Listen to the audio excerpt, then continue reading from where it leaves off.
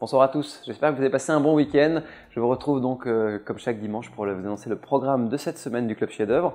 Avec lundi, un petit tour en Italie pour ceux qui ont pris évidemment les places pour le cours sur l'Italie. Nous allons pouvoir balayer dans cette soirée un petit peu les différentes régions de ce fascinant pays pour la viticulture, un pays qui a su entretenir un patrimoine empélographique de presque 500 cépages. Donc à travers cette soirée, c'est beaucoup de découvertes, des caractéristiques uniques, incopiables, indélocalisables et surtout qui offrent à l'amateur des diversités incroyables de vins. Donc rendez-vous donc à 20 h pour ceux qui ont été rapides pour prendre ces places. Mardi, ça sera un petit tour en Alsace que Chef-d'œuvre vous proposera. Un immense coup de cœur du Salon de la Revue des Vins de France, le domaine Émile Beyer, puisque Christian Beyer, que certains d'entre vous connaissent, vous le savez, signe des grands crus, des icebergs, des Fersisberg d'anthologie, des vins qui écrivent en tout cas, je crois, l'histoire de l'Alsace de demain. Donc ne manquez pas ces quelques Riesling qui, bien sûr, sont très intéressants en rapport prix-plaisir.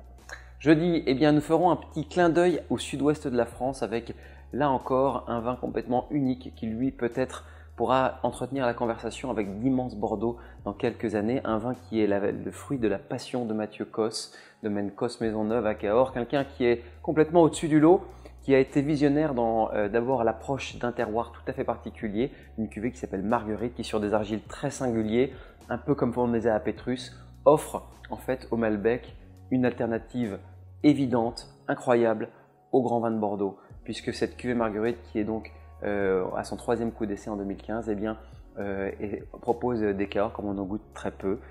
Samedi, nous proposerons bien sûr un nouveau domaine aussi, puis un domaine qui là encore est dans l'orfèvrerie absolue de la Bourgogne, puisque je vous ramènerai à Moret-Saint-Denis chez Christophe Perromino, un domaine que nous sommes allés visiter avec Mathieu et Quentin récemment. Et là, je peux vous dire qu'on a pris une énorme gifle.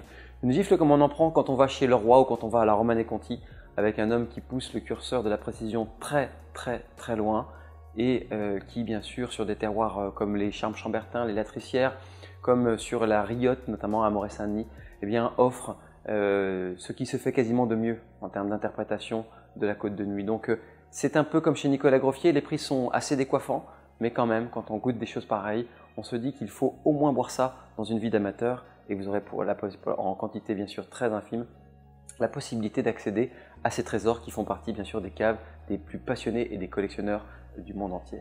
Enfin dimanche, là vous retrouverez évidemment un rapport prix-plaisir incroyable et surtout un domaine que tout le monde adore, un des best-of de chef-d'œuvre, une des cuvées qui a été à l'idée de la création de chef-d'œuvre au départ. C'est la cuvée du Papy de Stéphane Montez qui arrive ici en 2016.